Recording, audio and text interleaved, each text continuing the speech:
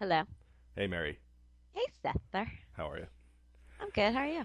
Well, I know that Scott Patterson, who plays Johnny DiMarco, is not actually like Johnny DiMarco because people have specifically told us that on this podcast, even. Right. But we're calling him today, and it's still a little weird to me because Johnny DeMarco is so much like guys I knew in high school, like letter perfect, that used to like pick on me and like grab the back of my hair in English class and pull my head back, and then I'd get in trouble for acting up in class. That kind Oh of guy, no! that I was kind of like, I sort of need some reassurance here. It is like a really scarily accurate portrayal. Like his menacing glare, like kind of sends shivers down my spine. Yeah, I'm sort of regressing a little back to like 15. So I don't know. Are you gonna be okay? Because he's gonna sound exactly like Johnny Darko. You need me to like hold your hand or anything? No, I would actually. You'll know if that happens if I like tip over the edge because I just won't say anything. I'll just kind of sit there quietly because that's what I was like in high school. You'll just sit and rock back and forth in your chair.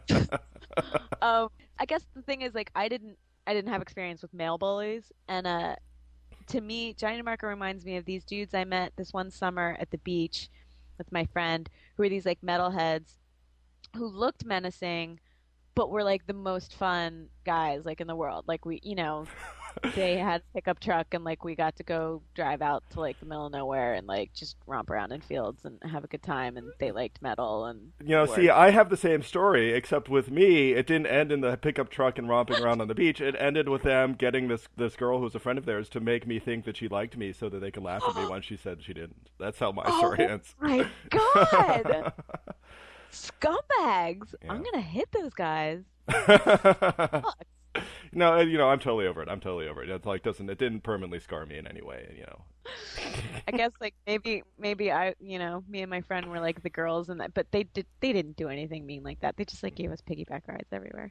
All right. Anyway, And you um, also have this whole thing with maybe this because you have this whole thing where you keep seeing the good in Johnny DeMarco, which I just don't believe is actually there. And I did well. I kind of like I forget when I first saw it, but it's just like you just know that anyone who's got that much like anger built up, like they've got some sort of horrible story, and that they were once a little fat baby with you know what you're dancing around is you're what the thing you're dancing around is it's just that they just need the right girl to come and bring it out of them.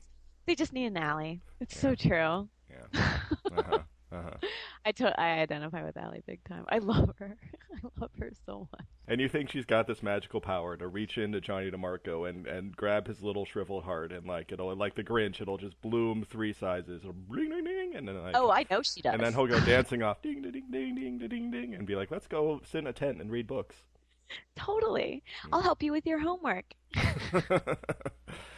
I do identify with Allie's like optimism about him though, because I guess like she's super sheltered from boys, just because of her upbringing, and I was super sheltered from boys because I went to a girls' school from like during junior high, basically like fourth through eighth grade. So like getting to high school, it was just like boys because for like fourth grade I hadn't cared. So yeah, I totally know what she's going through right now. It's funny because for me it was like I went to public school my whole career, so it was like when I got to high school, it was like suddenly, or junior high really, it was saying like, look, even more girls that won't talk to me. All right, let's call Scott Patterson before this devolves into even more of my childhood horrors. Seriously, I need to give you a hug after this is done. All right, All right, let's call Scott Patterson. okay. Hello? Hello, is this Scott Patterson? Yes, it is. This is Mary and Seth from the Hi, Scott. Hey, how you doing? We're good. How are you? I'm doing pretty well. Where have you been? We heard that you were very hard to get in touch with this week. Yeah, I've actually been hanging out with Raymond and Delmar like every day. No way. Where you Really? been? Yeah, we've just been basically hanging out at Raymond's house, just relaxing and playing some video games, And Is there something about Raymond's house that it's particularly hard to get a hold of people when they're there? yeah, basically I like me and Delmar haven't had a chance to like check emails or phone Yeah, calls or anything. So I see. that's awesome. You guys were like really into whatever you were playing, I guess. yeah, we've been playing a lot of like Raymond just got a PlayStation, so Oh, so Awesome. yeah. what have you been playing? We've been playing Resistance and Call of Duty 5. Oh, nice. There's some pretty cool games. Nice. So wait, you and Raymond interned together at Epitome, right? Right, yeah. Awesome.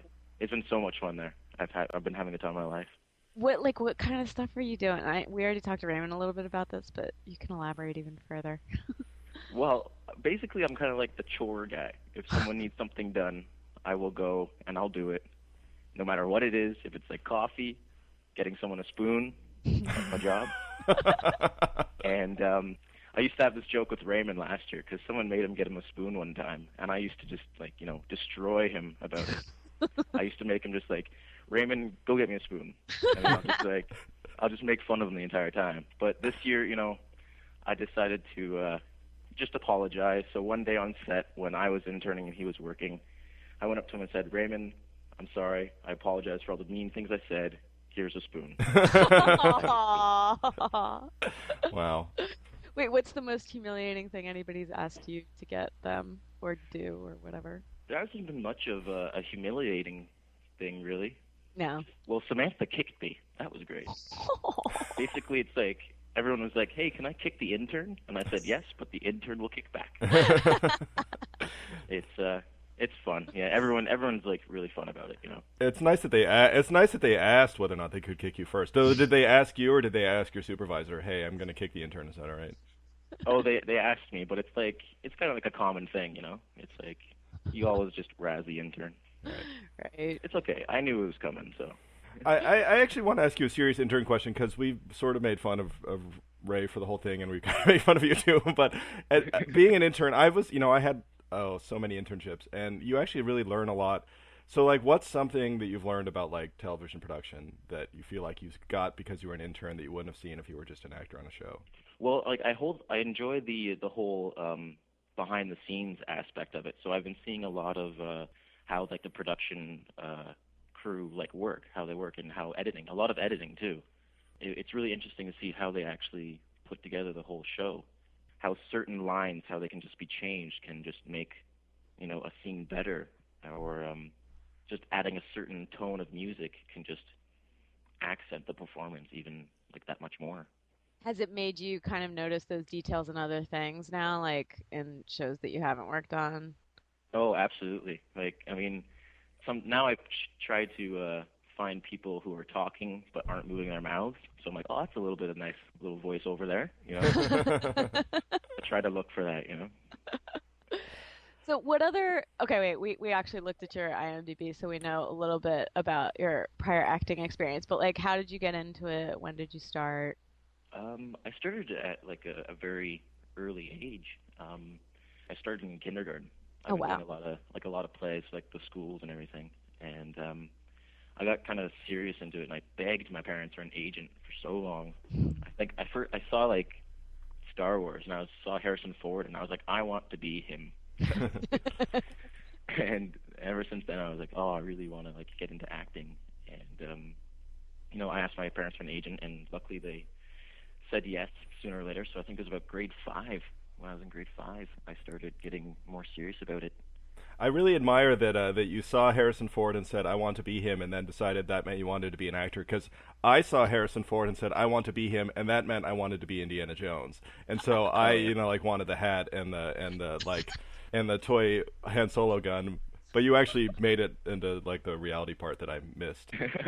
Well, I actually saw Alec Guinness too and said, I want to be him plus the lightsaber.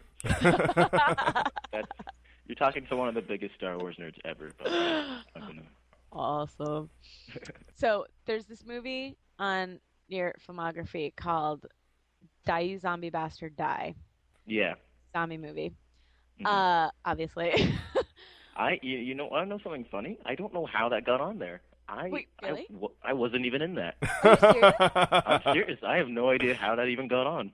Oh my God, I had so many great questions about like how you play a zombie and what a zombie's motivation is.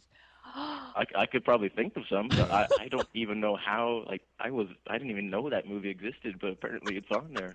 Maybe you were sleep acting. Yeah, exactly. Yeah. It was like probably something happened. I was like, oh, this would be cool to put on. So I want to ask you about Johnny DiMarco. Actually, two things about Johnny DiMarco. Well, first of all, I feel like I should give you the opportunity to tell the world that you are not actually like Johnny DiMarco. Yeah, Johnny's a jerk. I try not to be a jerk. So, no, yeah, me and Johnny are very much different in mostly every way possible. Yeah. Really? It's quite funny how different we are. Though I love how you compared me, Seth, a while ago. I think it was on Raymond's podcast. You said that Johnny's kind of like Hitler, and Wait, I laughed so hard. I think that's paraphrasing, but okay.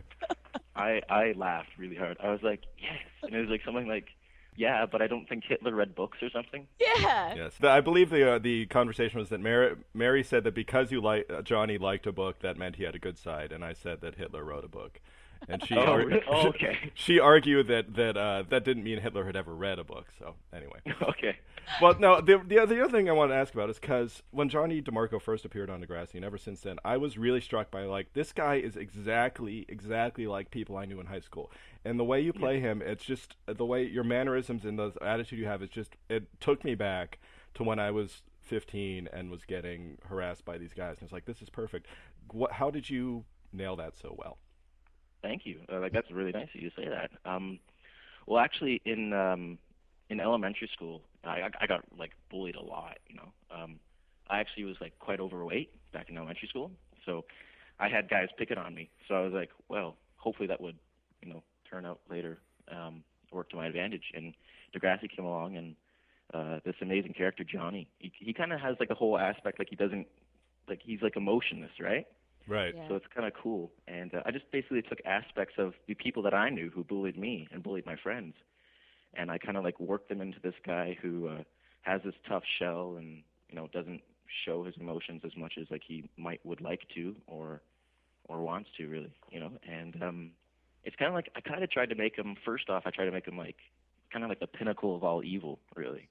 So really in season 6 and season 7, I was like, all right, this guy is like, you don't want to meet him ever, and he's like, basically, if he were to get punched, he would just laugh while he was getting punched. Right. Like, kind of pain had no feeling on him, really. Yeah. But I like where he's going, really. I do too. I like this whole Johnny DiMarco reads books in a tent alone in the forest angle, and I wanted to know if that's one of those things where like they kind of took that from you because you read a lot, or is that just invented? I try to read quite a bit. I think it was I think they brought Melinda in, who's just amazing. Like we're really good friends now, and she's kind of like, her character's kind of picking away at the tough shell of Johnny DiMarco, I guess, and I kind of showed that in the tent scene, and I thought it was really cool how they. I think every bad guy kind of has like their, like their soft side, as much as they don't want to admit. Right. I think it kind of takes like a little bit of a nudge to take that leap. Yeah, and it's always like it always has to be a girl that makes that nudge, which is why all these girls get into so much trouble with bad boys because they know that that's what it takes, so they think they're the one, and blah blah blah. So all right, I have this kind of philosophical question about bad boys and good girls, or bad girls and good boys. Okay. I'm just gonna go with the bad boy thing because that's the DiMarco Alley angle. Yeah. When a bad boy and a good girl get together, who's gonna change? Like, is the bad boy gonna turn good, or is the good girl gonna get corrupted? Well, I guess it could go either way. I guess. I guess it depends how both members of the relationship are strong. I guess maybe if the bad boy kind of realizes what he's doing, maybe, and maybe if he realizes why is he being such a bad guy, maybe he could change, or maybe the girl could be swept up in everything that the bad guy's doing, so she might become corrupted along with him. Like, you never know. I mean, Right. I guess it's different for every relationship out there that has to deal with that. Because Allie's like a really she's kind of a good girl where she's more like a sheltered girl than a good girl. Like she's she's kind of sheltered, and I guess it's I don't know. Johnny DiMarco seems more of a guy who's kind of been out there a little while longer, And, yeah. So there might be something interesting going on, and you never know. It might, a lot of drama for sure. Okay. Because it's Degrassi, you never know what's going to happen, right? Wouldn't be Degrassi without the drama. Exactly. Something. Did you cut your hair? I read. Oh no! I was waiting to talk about my hair with you. Okay. Oh, I was waiting about it. Okay. There are so many rumors going on about the hair. Okay. First off, I just want to say the dirty stash, it's gone. It's gone. Oh, it's gone. Okay, I was like, I'm the type of guy who likes when I do something, I like to get like really hardcore about it. So I was like, what can I do to make him, just disgusting, right? I was like, hey, let's grow a dirty stash. Yeah, yeah. So I grew it, and it was working for a while, right? Totally. And then I was like, yeah, I kind of want to get rid of it, but I didn't have like the big incentive to get rid of it. Mhm. And so then I was reading like one of the message boards one day, and there's like a message board dedicated to my stash. And while I was reading it, they were like, ew. And while I was reading it, I was shaving. Oh, it's gone. By the time I was finished reading it, it was gone. And I was like, this feels good. Yeah. And it was right before an episode that we filmed, so it didn't like halfway through the episode, one scene, my mustache is gone. I think our users are going to use this knowledge against you later because they'll be like, "Oh, he does what we say." Oh no! I wanted to get rid of it anyway, so you were just looking for motivation, yeah. Exactly, So I do like this mental picture of you. I'm picturing you leaning over your laptop with a razor in one hand, just like, "Oh my god, I got to get rid of this thing." No, well, I mean, me and some of the other guys, we read it sometime, and like some of the stuff that we read, it's quite funny, and like, but the hair is the big thing that I really love, because there's so many rumors. Some people think it's like a mullet. Some people think it's hair attached to the hat. Right. Which I think would just be awesome. I mean, if I had to go into work every day and just pop a hat on my head and just have like long hair with it, I think that'd be amazing. Right. Oh my god. But it's actually a lion's mane, basically. I keep it wrapped up though, I have it always tied back in a ponytail, and I wear like a hat with it. So, and then when I go into work, I'll let it loose. Now, did you grow it for the role, or did you already have long hair? Well, I had I guess I had like medium long hair at the beginning, but the day I actually got the audition was the day I was going to cut the hair. But then when I got called for the audition, I said, well, that's the way my picture looks, so I'm just going to keep it one more day, or for this one more audition, right?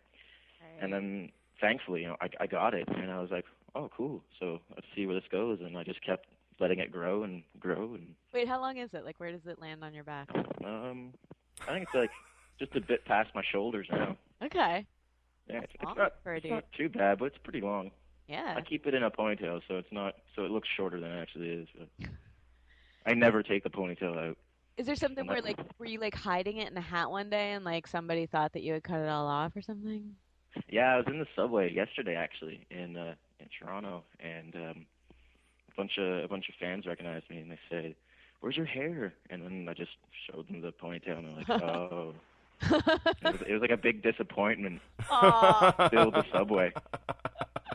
It was really funny. No, it's cool. I mean, I think it's become kind of like a character trait of him. So It's his security blanket because deep inside DiMarco hurts.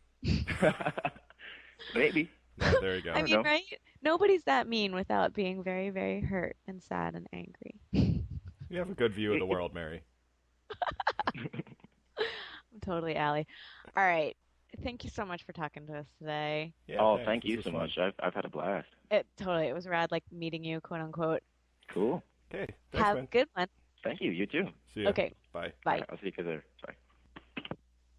Well, I always forget that people actually listen to these podcasts. In a way, I wish they didn't.